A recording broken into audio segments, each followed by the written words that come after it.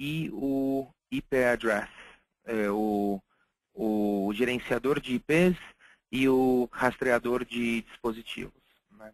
Então, dessas duas soluções, uma das razões que a gente geralmente apresenta elas juntas são porque elas são bem diretas, vamos supor assim, elas não têm...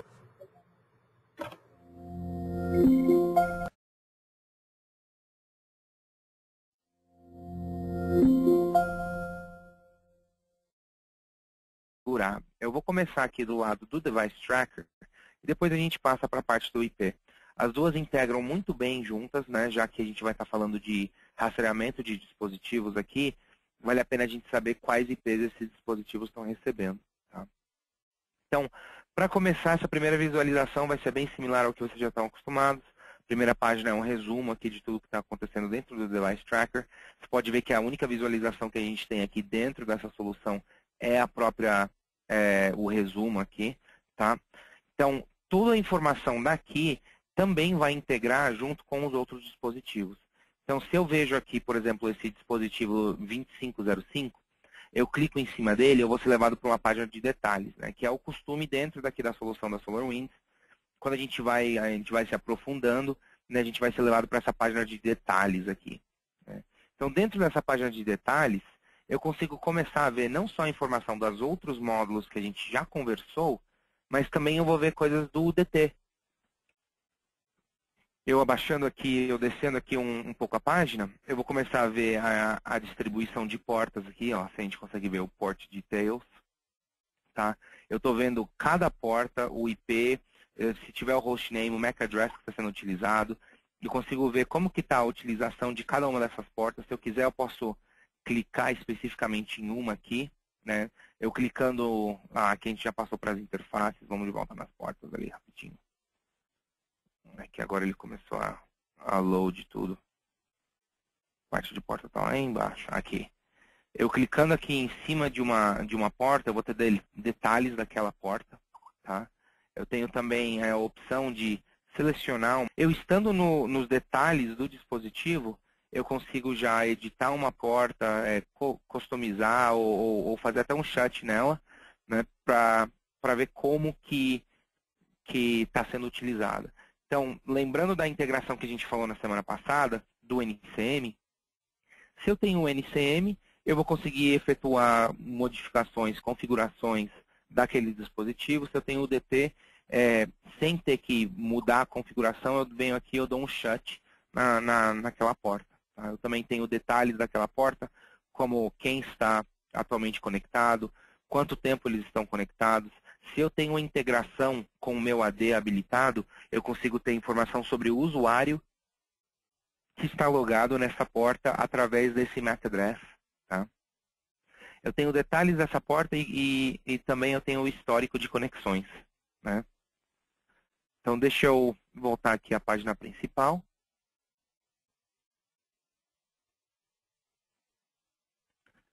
A gente conversou um pouco sobre os dispositivos aqui. Vamos passar na parte de distribuição. Né, ou seja, dentro do DT a gente consegue criar listas, né, uma lista branca identificando quais dispositivos devem ou não ter acesso dentro do ambiente. Né, e aí, através dessa lista branca, a gente cria outras listas. Listas de equipamentos que não devem estar conectados ou de equipamentos que eu quero ficar de olho, que é essa watchlist. Né? Se eu tenho aqui, a gente tem, por exemplo, um Xbox que foi roubado, ou eu tenho um laptop aqui da Ashley, né? Tenho outras opções onde eu quero ficar de olho nesse... Aqui, ó, tem um laptop roubado também. Eu quero ficar de olho nesse MAC address específico. Né? Eu posso ser alertado ou informado quando qualquer um desses equipamentos retornarem e se conectarem à rede.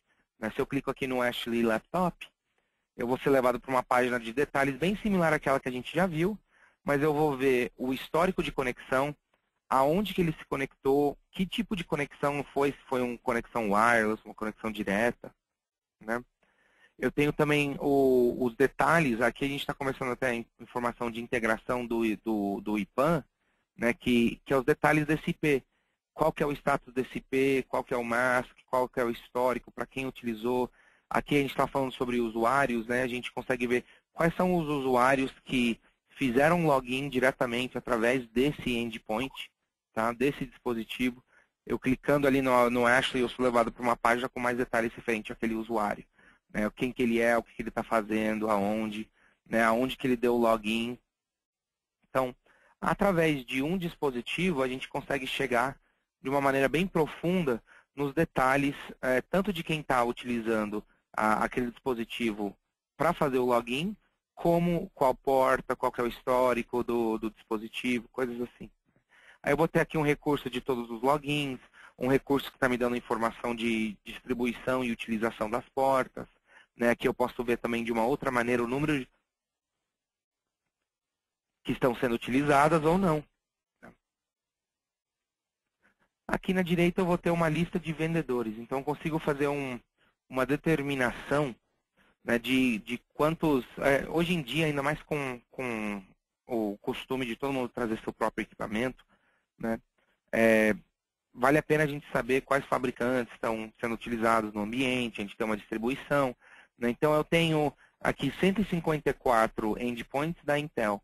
Né, eu tenho alguns da Cisco, outros da Apple. Né, então, além desses todos, eu tenho 1.9K, né, que são dos outros vendedores. Se eu clico aqui no All Vendors, ele me leva para uma página dando os detalhes de cada vendedor. Né, ó, tem um Nintendo aqui, tem um Nortel, né, e aí eu consigo ver essa distribuição. Parece que 1.728 são desconhecidos. Tá?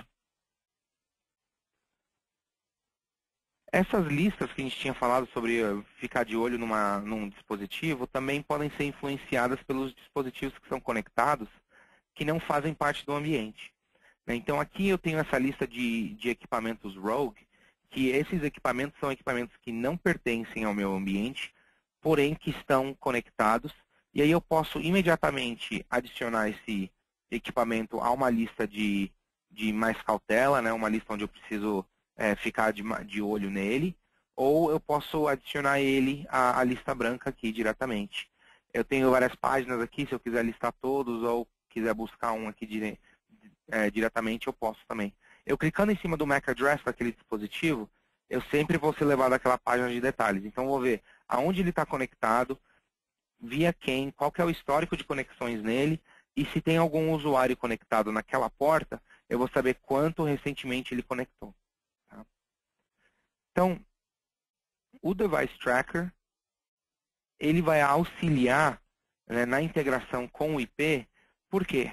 Porque quando a gente consegue ver ou monitorar as portas que estão sendo utilizadas, e a gente começa a monitorar a parte dos IPs também, a gente consegue identificar conflitos de uma maneira bem mais rápida. Né? Então aqui eu consigo ver informação de UDT para um certo IP que está em conflito. Então eu estou vendo aqui, ó, esse IP, né, agora eu já passei para a parte do IPAN, tá, pessoal?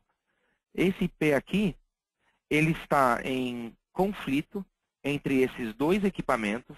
Né? Você vê aqui o MAC address desse da Dell e o MAC address, esse aqui, ó, da D-Link. Né? Ele vai te dar o nome, o access point aqui e a porta ou o SSID que está sendo conectado. Então, quando a gente começa a monitorar o ambiente e disponibilizar a opção dos nossos usuários utilizarem os seus próprios equipamentos na nossa rede, que a gente tem que distribuir IPs para esses equipamentos, é onde a gente consegue começar a ter problemas de conflitos. Né? Que a gente está vendo, por exemplo, o SSID de um access point aqui que deu esse IP, o ponto 2.5, a dois MAC addresses. Né? Então, o IP address, o IPAN, ele vai distribuir, né, ele vai auxiliar em você gerenciar os seus IPs e ele vai auxiliar em identificar esses conflitos via essa integração com o Device Tracker. Né? Aqui dentro a gente vai ter vários relatórios de distribuição de escopo de DHCP, tem distribuição das próprias sub-redes aqui que você vai estar monitorando. Né? Então, vale a pena a gente fazer um download e experimentar, só para a gente começar a ver essa parte de integração entre um e o outro. Eu vou abrir aqui a parte do IPAN, onde diz Manage Subnets in IP Addresses, para a gente poder ter uma ideia.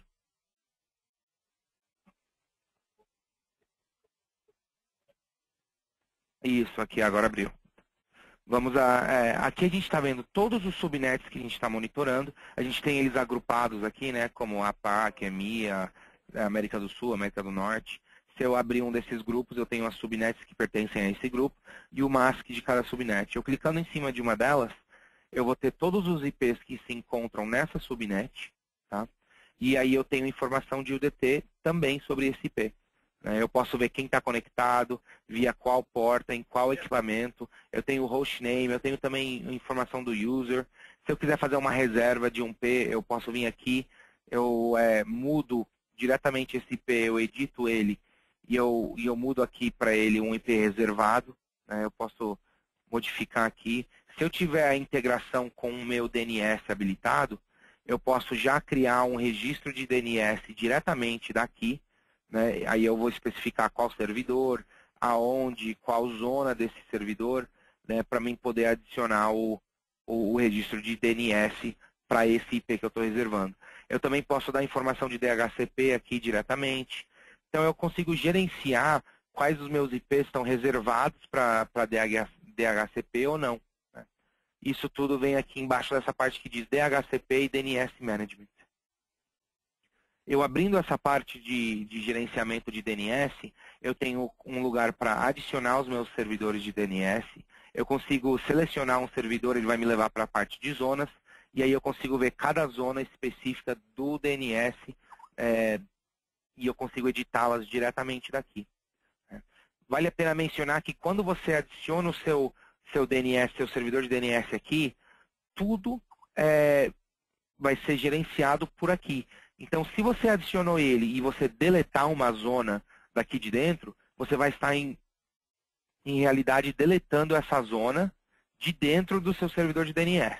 Então, se você for fazer uma modificação ou algo, você não precisa ir direto no servidor, você tem todos eles aqui, você seleciona qual que você quer modificar, e aí você começa a fazer essas modificações, se necessário. Tá?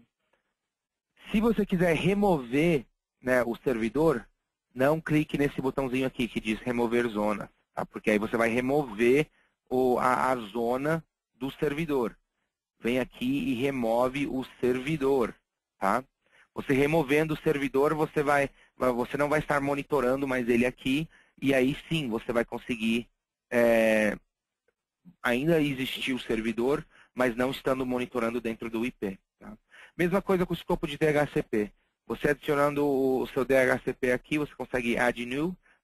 Se você tem um escopo específico, você consegue dar um split nesse escopo, se você quiser. Você consegue ver a quantia de IPs que estão reservados para cada escopo. Você consegue ver a utilização desse escopo e quantos IPs estão atualmente disponíveis ou não. Lembrando que tudo isso a gente consegue gerar alertas se o seu escopo começar a entrar se algum IP tiver em conflito, ou se o seu escopo entrar em um nível crítico de utilização, onde você vai acabar os IPs, você consegue ser alertado em todas essas situações. A gente abrindo clicando em um escopo ali direto, ele vai levar a gente para aquela parte da onde tem os subnets, e ele vai identificar para mim quais são os IPs que residem dentro daquele escopo que eu selecionei. Tá? Aqui, se eu já estiver utilizando, voltando um pouquinho nessa parte de IPs, se eu já estiver utilizando, vamos supor, um spreadsheet de Excel, eu consigo importar ele para mim já ter toda a informação que reside na spreadsheet dentro aqui para mim poder gerenciar os meus IPs de uma maneira mais eficaz. A gente também consegue fazer um scan, onde a gente vai fazer um scan do subnet para poder reconhecer o que está conectado, como, e trazer essa informação para o IPAN também. Tá? Em geral, pessoal, é isso. O IPAN e o DT, eles vão identificar para você a utilização e a distribuição dos IPs no ambiente, e o DT vai dar informação sobre como esses IPs estão sendo utilizados. Um dos pontos principais que a gente rapidamente vai conseguir identificar esses conflitos de IP. Tá? E eu vou passar aqui agora para as partes das questões, e eu vou pedir a ajuda da Elaine para ela poder me auxiliar em responder as dúvidas de vocês. Tá? podem sentir a vontade de pôr as perguntas sobre essas duas soluções ali na parte que diz Questions, e aí a gente começa a responder elas. Legal, André.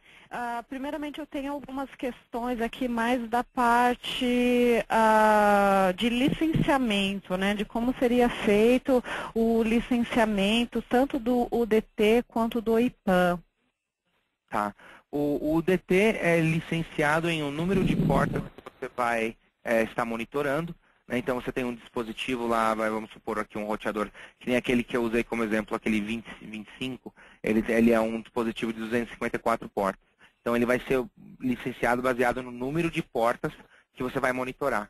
E o IPAM, ele é licenciado no número de IPs ativos que você vai estar monitorando. Tá? Então, é só você começar a descobrir o subnet. Se você tiver um IP ativo, esse é o valor que vai levar ao licenciamento do IPAM. Legal. Eu separei aqui as questões, então, de licenciamento para que eu possa estar te perguntando tudo de uma vez, para que a gente entre, então, na parte da parte técnica. Mais uma questão seria o trial dessas soluções tem alguma limitação ou eu vou estar utilizando a solução que eu estaria comprando? Isso, então você vai estar utilizando a mesma solução que você vai estar comprando, né? Não tem nenhuma limitação. O licenciamento, ele é o mesmo licenciamento que você vai adquirir caso você venha comprar o produto. A única diferença é que a licença trial, ela acaba após 30 dias e a licença perpétua, ela é sua, né? Você tem pro resto da vida. Center, o licenciamento ocorre da mesma forma? Tá, quando você diz assim, um data center, você quer monitorar todo o data center, você quer providenciar isso como serviço para um dos seus clientes dentro do seu data center, você também pode. Você tem as duas opções. Mas você, assim, tudo vai depender do seu nível de licenciamento. Legal. Partindo um pouquinho mais para a parte técnica, André, nós temos essa pergunta. Eu consigo exportar MIBs de outros produtos? Tá. A gente não, assim, o que a gente está falando aqui hoje, né, a gente não usa, não está utilizando muito MIBs, né? O Device Tracker, ele vai fazer o descobrimento das portas nos equipamentos, e aí a gente vai conseguir monitorar o que está conectado a essas portas, tá? Quando a gente fala de MIB, geralmente a gente está querendo puxar uma informação de algum OID do equipamento para poder ter a informação. O que a gente está fazendo aqui, a gente está descobrindo via SNMP, puxando o OID da porta, e se a gente tiver direito de dados, eles já residem dentro da nossa base de dados de MIBs. Tá? Você não precisa se preocupar em customizar MIB, OID, nada disso. É só você vir aqui no Device Tracker, vai ter uma opção de descobrimento, onde você vai descobrir as portas, e ele vai automaticamente descobrir esses equipamentos para você. A ferramenta somente gerencia HCP ou somente registro? Isso, então aqui a gente vai estar monitorando e gerenciando os IPs. Tá? A gente não vai estar monitorando o registro de DNS, sim, dá para a gente adicionar ou remover. Se é um escopo de DHCP, dá para a gente criar um escopo novo, remover um escopo, tudo isso. Mas o servidor em si, né, ele ainda vai existir. A gente não tem como remover ou deletar um servidor virtualizado daqui de dentro. Né? Se você quiser modificar um serviço de DNS, dá. Agora, quando você remove o servidor, né, não, o servidor ainda existe no seu ambiente. Não é que a gente vai remover o servidor de existência do seu ambiente virtualizado. Ok. É possível desligar uma porta diretamente do console do UDT? Sim. Quando a gente vem aqui no UDT, né, a gente tinha conversado sobre isso. É só a gente selecionar o equipamento que a gente quer. Eu não sei se eles estão falando dessa visualização aqui ou da visualização do equipamento. Mas você indo diretamente na porta, deixa eu abrir uma porta aqui, ou você indo no equipamento, você vai ter essas duas opções, tá? Você pode ir diretamente na porta e fechar a porta, Ou você pode selecionar várias portas de uma vez. A gente não recomenda se conectar. Mas se alguém se conectar numa porta trunk ou algo assim, pode ser um problema, né, para fechar aquela porta. Mas deixa eu mostrar aqui para vocês essa parte aqui do... Então, eu fui diretamente numa porta, eu estou aqui ó, nesse equipamento, nesse 2055, né, na porta Ethernet 3, eu dou um shutdown, ou eu venho aqui e eu seleciono as portas que eu quero. Aqui, ó, essa Ethernet 1, 2, 3, 4. E eu clico aqui no shutdown e ele fecha. Lembrando que isso requer SNMP read e write, não só o SNMP read. Né? Tem que ter leitura e escritura, não só leitura. Obrigada, André. A próxima pergunta seria, essas ferramentas vêm com alertas.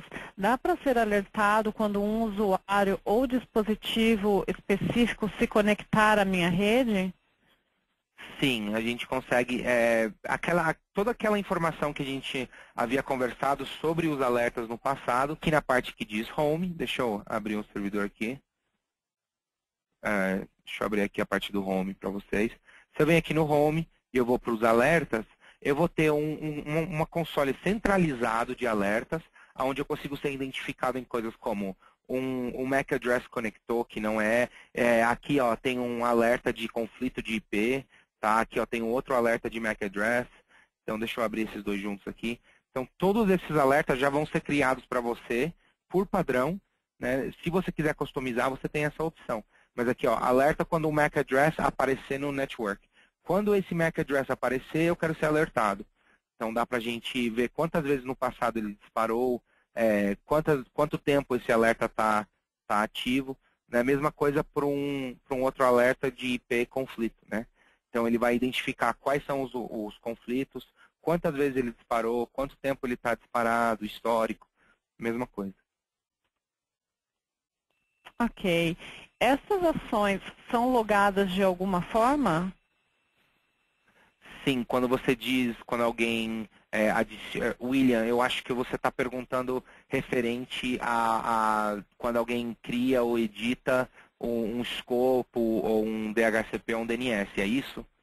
Só confirma para mim se é essas ações que você está falando ou se é ações dos alertas. Para responder, sim, os dois são registrados, tá? As ações dos alertas, quando alguém reconhece um alerta, ele é registrado, mas na parte que você estava falando sobre o DHCP e os IPs, quando alguém faz uma modificação, ela não só vai ser escrita para o log do equipamento, do dispositivo, mas ele também vai ser registrado dentro dos eventos da ferramenta. Né? Então, a gente consegue adicionar aqui, aqui ele não está, mas se a gente for na página principal, você vai ver a lista de eventos, e aí a gente pode limitar isso só ao DT ou só o que você quiser ver. Deixa eu abrir aqui, onde você consegue ver os eventos que ocorreram só para aquela parte de tá? Ok, legal. A próxima pergunta, tem como recuperar os detalhes de conexão de um usuário, incluindo o nome do switch? Falar wireless, ele vai te dar o SSID, né, o SSID do ponto wireless, do Thin Client que ele está conectando, e aí você vai saber através de qual ponto eles estão conectando. E aí, obviamente, esse Thin Client, acho que no IPA tinha um, como exemplo. Vamos ver aqui. Acho que ele está em conflito, vamos usar ele como exemplo. Tá, então aqui dá pra gente... E aqui eu tenho um histórico também, utilização, coisas assim. Ok, obrigado, André. O UDT consegue detectar loop na rede e gerar um alerta? Então, o Device Tracker vai estar rastreando os equipamentos via a parte de MAC Address, tá? Está relacionado ao qual usuário fez login ali. Né? Quando a gente está falando mais de identificar loops e coisas assim na rede, o NPM já vai fazer isso de uma maneira um pouco melhor, o SAN, dá para a gente customizar algumas coisas e chegar a esse tipo de informação. Talvez valeria a pena, Jair, a gente conversar um pouco depois desse webinar, já que ele está focado mais nessa parte aqui de gerenciamento de IP e pontos finais. Obrigada, André. Nós temos uma outra questão. Existe a opção de privilégios para os usuários que irão acessar a console? Sim, aqui se a gente clica no admin, eu tinha visto essa pergunta também, aí eu ver quem tem acesso aqui a qual subnet, Power User, onde ele pode ver tudo, escrever, criar, operador, read only e esconder. Também dentro da ferramenta, você consegue criar um login de um usuário, aonde você consegue limitar quais abas, quais visualizações aquele usuário vai ver. Bem similar ao que a gente já tinha falado antes, dá para você criar um usuário, e se você quiser também dentro do IPAN, você consegue. Sim. Tá, então a gente já mostrou um pouco assim a respeito disso, né? Eu não sei se talvez você tenha uma pergunta um pouco mais específica sobre como você quer ver isso. Ver todos os registros de DNS que se encontram em cada zona. A gente consegue reservar um IP e criar um registro de DNS. Aqui a gente está vendo todos os registros. Então, eu não sei se é algo específico que você quer ver ou talvez quando a gente explicar um pouquinho mais o que você gostaria de ver sobre o DNS e as zonas, seria melhor, aí eu posso focar mais no que você gostaria de ver. Ok, obrigada, André. Enquanto a gente não tem essa resposta, eu vou para a próxima pergunta. Como o IPAN detecta conflitos de endereços de IPs? Tem como eu ser alertado quando este conflito ocorrer?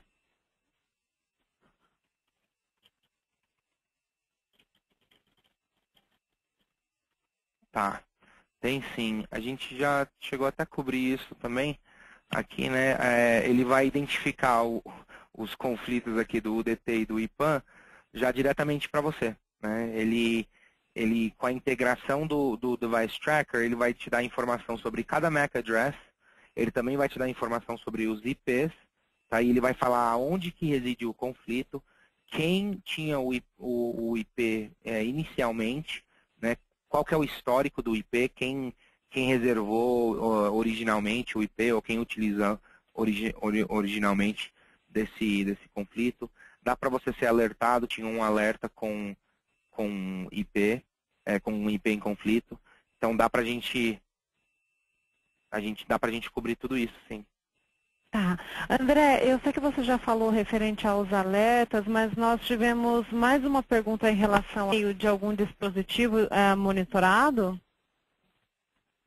Sim, a gente abrindo aqui os alertas, dá para a gente especificar aqui no Manage Alerts como que a gente vai querer, né, receber esses alertas e de quais dispositivos. Então dá para a gente customizar só para um equipamento, para vários, para só uma porta ou para todas as portas. Posso pôr a condição que o nó é igual a nó X ou que a porta é porta tal de nó tal. Né? E aí as ações aqui é onde eu vou especificar o que eu quero que ocorra quando aquele alerta disparar. Então eu tenho níveis de escalação, ou seja, eu posso falar, ó, assim que disparar o alerta, faz isso, espera 10 minutos. Se ninguém reconheceu o alerta, se depois de 10 minutos o alerta ainda existir, toma ação tal, tal, tal. Então, o primeiro nível de escalação pode ser, vamos supor, enviar um e-mail. Né? O segundo pode ser enviar um SMS. Se o e-mail não foi respondido, talvez um SMS seria. Então, tem várias ações aqui que você pode tomar dentro de um alerta para poder tomar uma ação quando disparou um alerta.